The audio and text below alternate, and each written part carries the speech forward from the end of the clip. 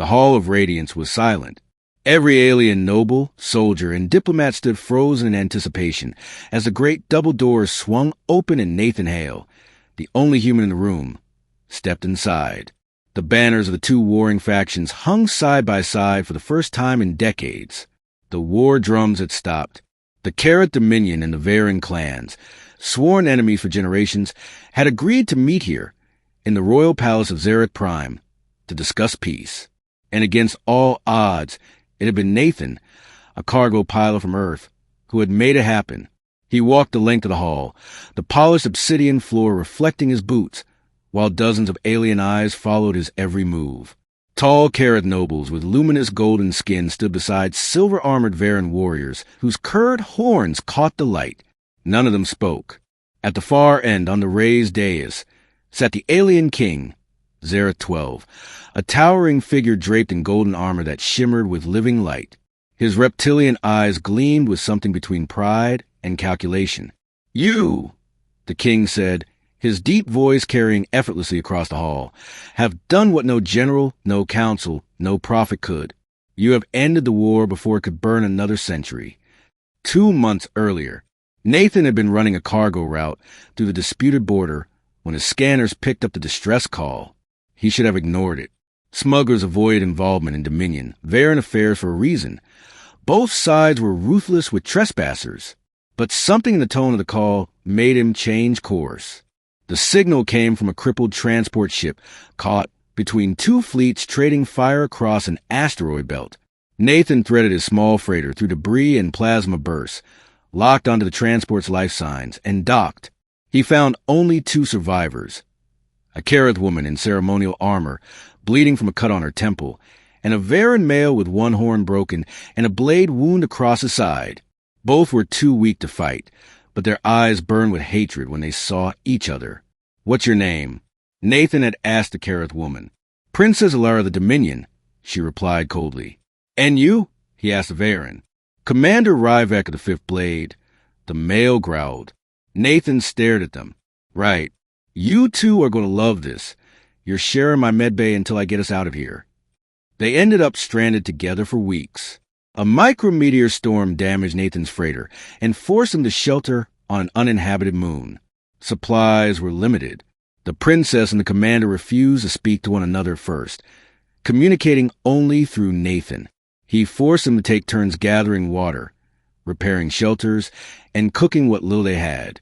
One evening, as they sat around a small fire, Elira accused Ryvek of slaughtering her people. He spat back that her father had destroyed entire Varen cities. The shouting match was brutal, but Nathan noticed something important. For the first time, they weren't talking at him. They were talking to each other. By the 3rd week, the firelit arguments had shifted. The bitterness remained, but they began to speak of why the war had started, of battles they wished had never been fought, of family members lost on both sides. Nathan didn't interrupt. He just listened, and made them listen too. When a Dominion scout ship finally found them, Elira and Ryvek boarded together. They didn't embrace, but they didn't draw weapons either. That was enough. "Now back in the hall." "That," the king said, "is the rarest skill of all, to make enemies see each other as people." The alien nobles expected the next part.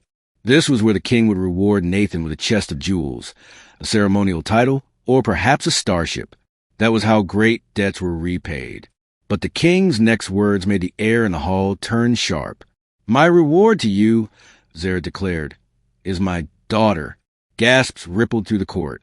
Princess Elira, standing to the king's right, froze, her luminous eyes widening. Nathan blinked. "You're what?" "My daughter," the king repeated, his voice a rumble of finality. "You have proven strength, cunning, and heart. You will join my bloodline. Our peoples will be bound in unity." The nobles erupted, some in outrage, others in awe. A Varen warlord spat on the floor. A Carrot noble muttered about diluting the royal line.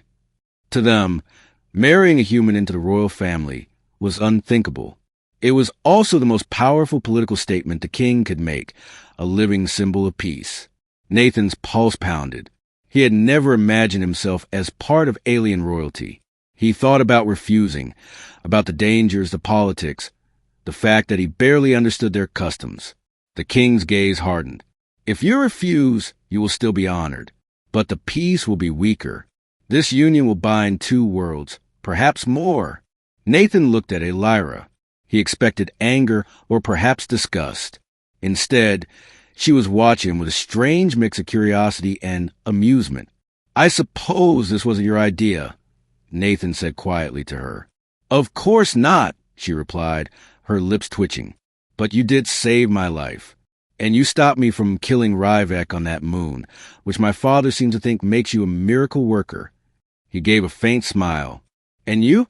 What do you think? She tilted her head. I think you're the first human I've met who doesn't grovel or bluster. You listen.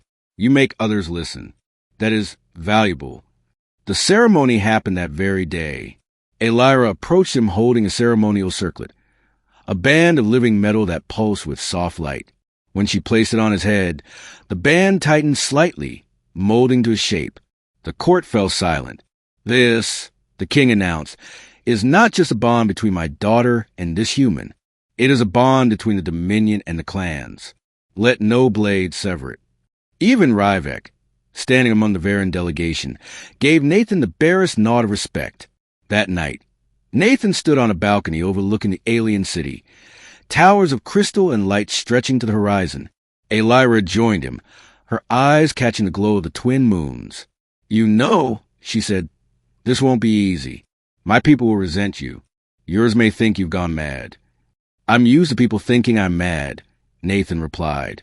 She smirked faintly. Good. You'll need that. Below them, the city erupted in celebration. And somewhere, far from the palace, soldiers from both sides of the former war shared drink and song for the first time in living memory. Nathan took a long breath of the cool night air. The king's reward had indeed shocked the court, and him most of all. But perhaps it was exactly what was needed to make the peace last. And for the first time since leaving Earth, he wondered if maybe he had found a place he could call H.